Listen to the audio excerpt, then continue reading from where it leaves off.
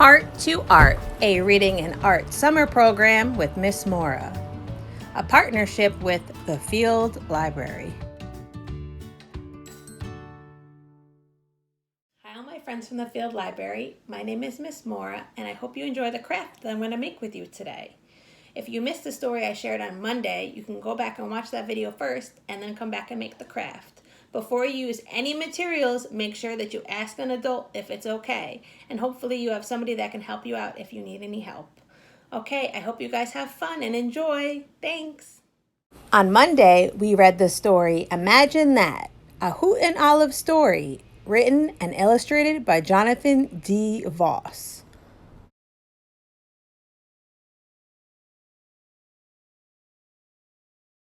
Today, we will be creating self-portrait vision boards. A self-portrait is you creating a picture of yourself. A vision board is a collage of pictures and words that represent your life and your goals. These are the supplies you will need to create your self-portrait vision board. You will need a piece of white paper. If you can look around and find some magazines and newspapers that have words and pictures of things that inspire you. You will need a pair of scissors. Make sure you ask an adult before you use scissors. You will need some glue. Either liquid glue or a glue stick will work.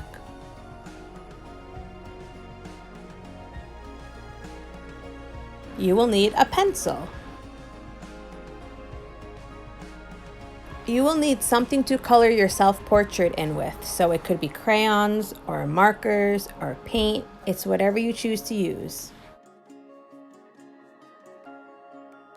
These are the steps you will need to take to create your self-portrait vision board. Before you begin, I want you to sit down and think about what your best life would look like. So if you woke up and the world was exactly how you would want it to be, what does that look like?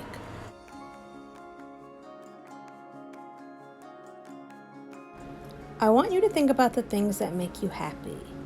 Is it spending time with loved ones? Is it a sport? Is it reading a book? Is it creating art? Is it being outside in nature?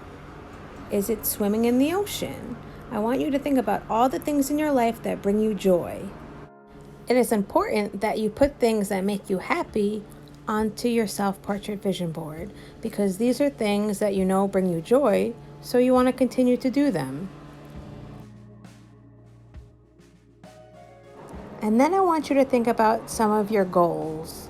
So these could be short-term goals or long-term goals.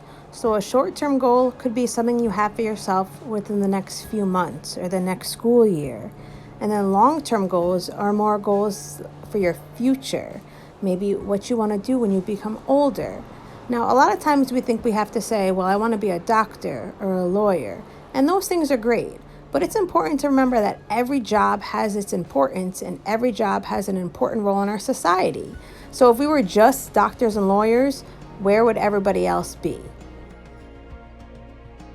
And your goal doesn't necessarily have to be just about your future and your career. It could simply be to feel happy, to feel healthy, and to try your best, because all of those things are very important too. Then I want you to take out your paper, and now we're going to start the self-portrait part of this craft. So what was helpful for me is to either look in a mirror or to look at a picture of myself when I was trying to draw my self-portrait. So you may want to draw your full face or your full body, and that's fine. You can draw yourself however you want, but make sure that you leave enough room on the rest of the paper because we're going to also be adding other pictures and words to your self-portrait vision board. I chose to just draw the top half of my face and put it at the bottom of the paper because I want the words and the images to look like they're coming out of my head and going upwards. And I don't want you to worry about it being perfect. There is no right or wrong when it comes to art. When you're done drawing yourself, you can color yourself in. You could use crayons or markers or paint. It's whatever you choose. When you're done coloring in your self-portrait, now is the time that we're going to go through magazines and newspapers, and I want you to think about some words and pictures that inspire you. I want you to think about the things that bring you joy, and I want you to think about what some of your short and long-term goals are, and then you're going to find pictures and words that symbolize these things.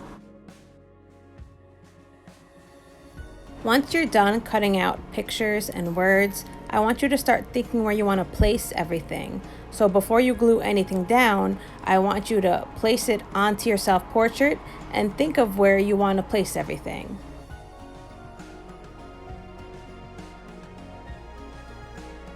And remember, you can layer your pictures and words.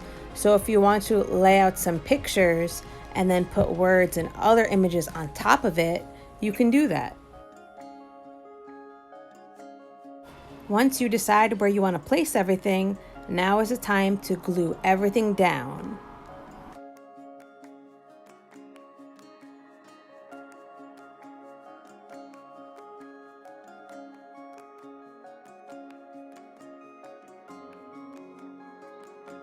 When you are done with your self-portrait vision board and it is dry, I want you to think about a place that you want to place it so that you can see it and you could be reminded of all the things that bring you joy and what all your goals are for yourself.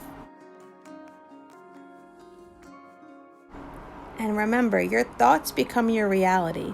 So if you believe that you can achieve all of these goals in your life, then know that you can do that.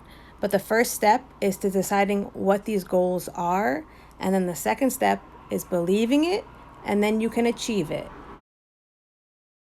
This is going to be the final video for my Heart to Art virtual summer series. I want to thank everyone who has watched my videos for the past 6 weeks.